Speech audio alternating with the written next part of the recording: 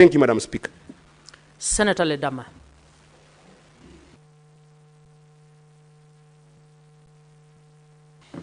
Thank you, Madam Speaker. Madam Speaker, I rise to support this bill, the amendment to the Sports Act. As I do so, Madam Speaker, I'm a firm believer that for us to be able to get any sort of progress, we must consult county governments. We are the house that protects devolution. We are the house that fights for more resources to go to counties. And I was agonizing on how these funds can be set aside, knowing very well that the Constitution is quite clear when it comes to the issues of a share of revenue that is set aside for the county governments. Last year, we passed the FIA fund, which is the Facility Improvement Fund. And when we did that, it colluded with other funds that exist in counties. Now, as I support this fund, I'm alive to the fact that county assemblies determine what sort of funds to set up. And once they do, you'll find that a lot of counties have got so many funds that exist. In fact, one of the biggest problems we've been having is how do we collapse all these funds? And we talk about the funds which are set up, which are approved under Section 116 of the PFM Act. They are time-bound. You know, funds will be for up to 10 years. This is a very noble idea that Senator Sifuna has brought, but we have to think thoroughly on how we are going to be able to make sure we implement it. Counties are suffering. The money that we are setting aside, we are sending to counties. If we send 1%, hypothetically, of the money that is being sent to Narok County to promote sports, it will be difficult for the county to be able to carry out other activities. I'm a firm believer that we should not be reducing the money that we're already sending out to counties or forcing county governments to be able to set aside up 1% of their resources. I think what we need to do is to look at the additional allocation funds, the funds from the national government, the funds from the consolidated fund. I want to persuade my brother, Senator Sifuna, for us to find a way to amend this law and not require counties to set aside 1% of the little money that we are sending to them, but we see how we can be able to get 1% from the consolidated fund. Because when we do that, we'll be sending more money to our counties. I know how painful it is for young men who are trying to build their talent to be able to call their senators and say, we need some money. I know how painful it is when we have sports in our counties which are not funded. They are not funded by the private sector. They are not funded by the counties. And in the wisdom of the county assemblies, when they are agonizing on how to budget the small resources they have, they decide that sports can take, it may not be, it may not be a necessity. So I'm agonizing on where this 1% of resources is going to come from. Because when you look at the Constitution, a share of revenue of county government raised by the national government is sent directly and it's budgeted. When you look at Section 109 of the PFM Act, which is still, I think, Article 207, it talks about how that money should be sent. And then 116 of the PFM Act discusses about how fund can be set up. When we set up the FII fund, we already created a conflict. Because when you look at the PFM Act sets up the treasurer of the county assembly or the CC finance as a person in charge of all the resources. He's the one who has got the fiduciary responsibility. He's the AIE holder. But then now on the FII fund, we introduce a new concept where the CC in charge of health or the CEO in charge of health now dictates how that money is going to be spent. We need to be very careful on how we develop this fund. I fully support this, but I think I would like to request Senator Sifuna to look at it and amend 554B, where he said there shall be paid into the County Sports Association Fund 1% of all money is paid into the county revenue fund. I think I have a problem with that. What we need to do given the fact that this is a piece of legislation that has got to go to both houses of parliament, I think we need to widen it up and request a particular percentage to look at how much we need from the consolidated fund so that we can be able to make this thing actually, what do you call it, proactive, and also to make sure that it can actually happen.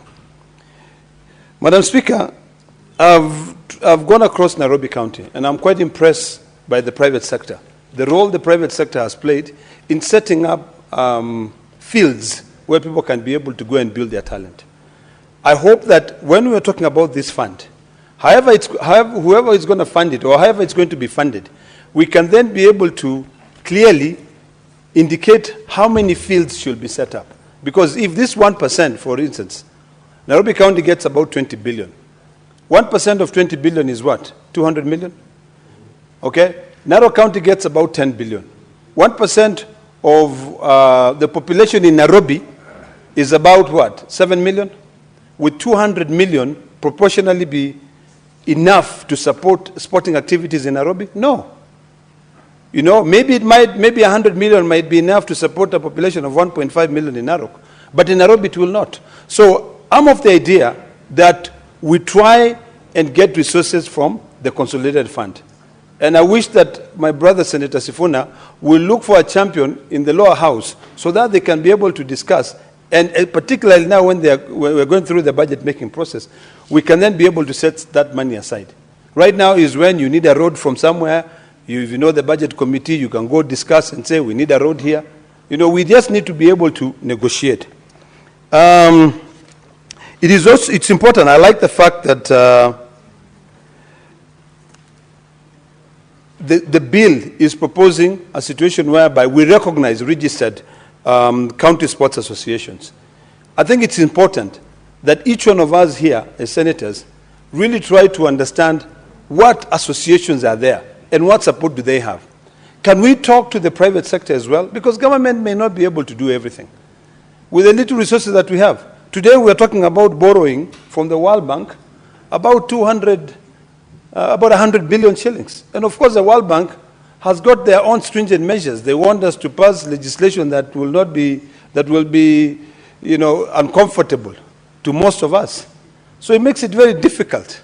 So I think what we need to do is to figure out how do we tap in, how do we encourage CSR from all those entities that are working, all those businesses that are doing business in our counties, and try to see whether even 1%, if we could include a particular amount, maybe that 1% could be added in the fees for licenses.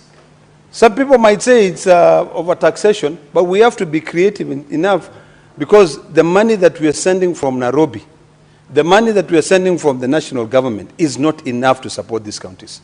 I just want us to be a bit creative. Madam Speaker, it is imperative that we become creative. And the reason why I'm saying we must be creative is because earlier on we were discussing about the tariffs, which are imposed by the current president of the United States of America, Donald Trump. And for me, I see that as an opportunity. I actually say thank you, because it's about time that we realign our own existing resources to build our economies. This issue of relying on the West so much and lamenting and saying it's going to have a big impact on us, I see it as an opportunity. We have a lot of resources. Those resources are exploited by foreign entities. Suppose we look back and we say, how is our mining sector? Can we get some money from the mining sector? I want Senator Sifuna to be creative in this bill and look at areas where there are royalties which are paid. Those royalties are never paid to the local community. You'll find that there are individuals who go in and collude with those so-called investors, miners.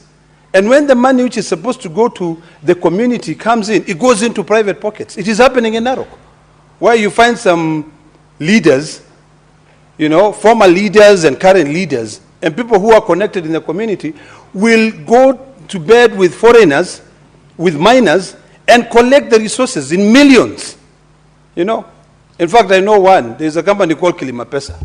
And right now we are fighting so hard to ensure that the money which is supposed to be paid to the residents of Kilgoris, of a Lolgorian award, that money does not go into private pockets. There is a danger that that money might go into a few people. They consider themselves committee. They are given like maybe 100 million, they pocket it. And they split it among themselves. We need to be creative, Madam Speaker. I want Senator Sifuna to look at this thing. It is not like something that it is, we can have one solution for the 47 counties. Let us look at Narok. Let us look at Taita Taveta. Taita Taveta has got a lot of minerals. Can we work with these state departments and figure out, when we have a picture of Kenya, what resources are coming out from Kenya? How do we make sure that we tap those resources to be able to build our talent, to be able to help us? Because the more youth practice, even us, the more we go out there and exercise, we live a better life. So we need these resources. We just need to be able to think outside the box. We need to be able to extend our sort of like eye to where every single penny is coming from. Go to Samburu County, Madam Speaker. When you go to Samburu County, there's a lot of mining activities happening in Samburu County. Who is benefiting? Not the Samburu people, but the people who come in there, who team up with some people in Nairobi. Go to Migori County. The amount of gold which is coming out of there, Migori residents are not benefiting. We just need to be, a little bit creative on how we fund this proposed sports association fund. I think, Madam Speaker, if we become creative and we extend the areas of sourcing funds, what Senator Sifuna is proposing will become something which can be actionable. But relying on the money, on the shareable revenue, we may not be able to succeed. I thank you, Madam Speaker. Senator Chimera.